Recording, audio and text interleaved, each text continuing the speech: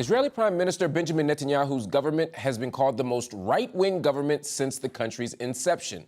And in the midst of Israel's war on Gaza, which is now in its 7th month, the pull of the far-right agenda has left a pronounced mark on the manner in which the war is being conducted.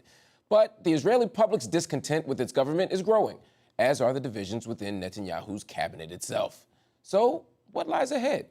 Here to speak with us about it is journalist and editor of Israeli news site Local Call, Orly Noy joins us on UpFront. Orly, thank you so much for joining us. Israel seems to be preparing for a full-scale invasion of the southern city of Rafah. Meanwhile, tensions continue to mount between members of the government, with many from the far right urging the prime minister to ignore international pressure to call off a further assault on the city of Rafah. There have been numerous times when the disagreements have come out into the public. They've been airing their disagreements in the public sphere. How deep right now are the cracks in the Israeli government? Well, thank you so much for having me. It's a very problematic composition of a government, and the disagreements are quite deep, but not deep enough to really threaten Netanyahu's government, at least not at this point. It is very obvious that Gantz and his camp are very much not satisfied with the way that Netanyahu has been handling the war.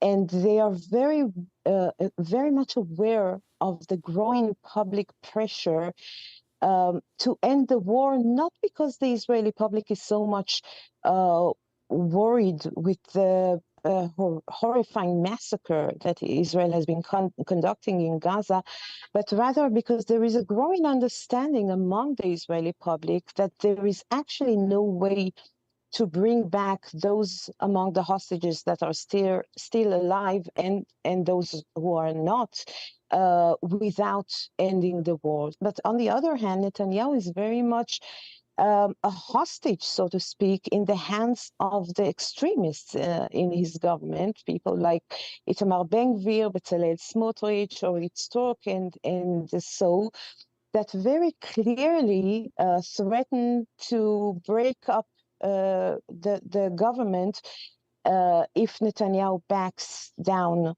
from a full-fledged attack on Rafah that seems to be approaching. You raise an important point here. Benjamin Netanyahu's position as prime minister is directly linked. It's beholden to, hostage to use your language, his political alliances with the far right, people like Smotrich and Ben-Gvir. But that's what Netanyahu's always been good at, managing those alliances and doing what's necessary to stay in office. Does that continue? I think that Netanyahu got too caught up with the self-image of himself as this, in Hebrew, he's very often referred to as the magician, the political magician that can always, make his way through the most difficult of political circumstances. I don't think that this is the case anymore. There hasn't been a single reliable public opinion poll that shows any degree of public satisfaction with his conduct as prime minister, with the way he's been handling the war. So, at the best scenario for Netanyahu, we are talking only to enable him to finish that term. There is no political future for Netanyahu. This is quite clear for everybody. I'm not sure he's understanding it, but there is no way around it. He will not be able to form a government following the next election. Let me ask you a question about that, because we keep talking as if Netanyahu is gesturing to the right and appealing to the right out of political expediency. But why are we not to believe that he actually is the right-wing extremist that he aligns himself with, and he only appears moderate to get more widespread acceptance? I mean, who is Netanyahu at the core? Honestly, I don't think that, for me personally, it doesn't really matter. Does it matter if a person is promoting fascist, racist, supremacist policies because he truly believes in them, or just to accommodate his political partners? I don't think that this is very relevant. The fact is that Netanyahu has been promoting extremely all of those policies, and not only vis-a-vis Gaza. You see that Netanyahu has been shooting, to all directions. He's been provoking the situation in the north. He's been provoking the situation vis-a-vis Iran. He has been promoting an extreme anti-democratic conduct against the Palestinian citizens of Israel. There is a growing persecution, a McCarthyistic persecution of not only Palestinian citizens, but also of Jewish activists, or anybody who, expresses any horror vis-a-vis what's going on in Gaza, or speaking about genocide.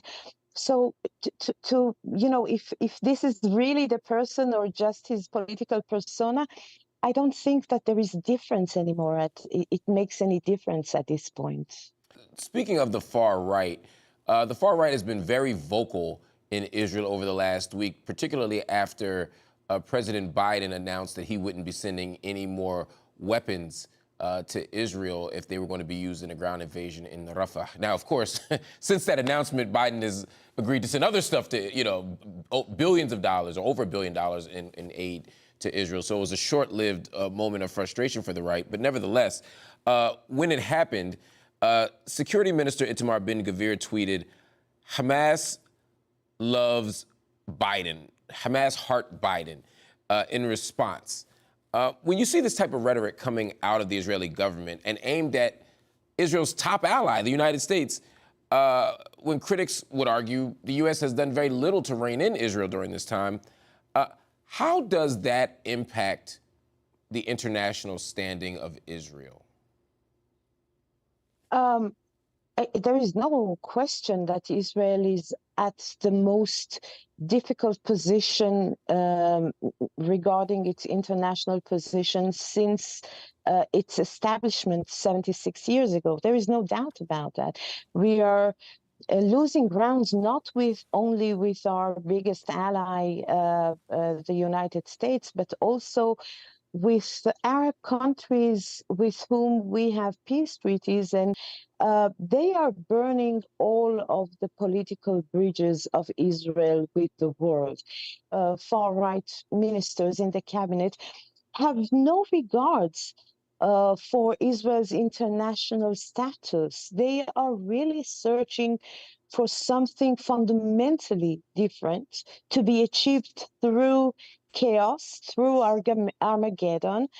And Netanyahu is really a captive right now in their hands.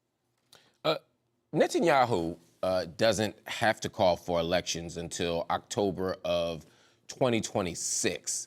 But there's still been a mounting pressure, for all the reasons you've mentioned, for him to schedule early elections. He, of course, has dismissed these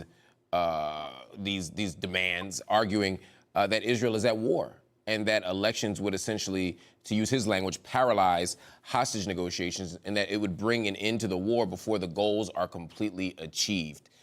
How do you respond to this argument from Netanyahu that effectively he's not going to call for early elections, which is what the people want, because it would undermine the stability and growth of the country? Look, I think that following October 7th and the horror and the shock and the rage that the Israeli public felt, Netanyahu knew that he had to do something drastic.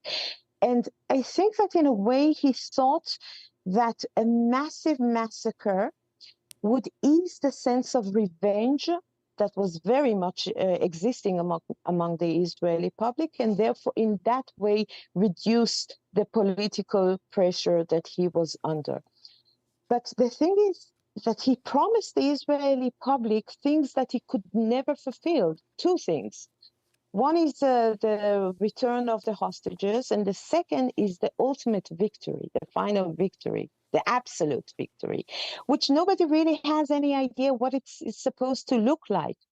The vagueness of this term, the final or the absolute victory, allows the far right to think or to imagine the absolute victory as the final annihilation of Gaza Strip. And we should really be aware of that there are people in Israel, not so few, that understand the Israeli victory as the ultimate annihilation of the Gaza Strip. And this, among other, is what brought us to the International Court of Justice.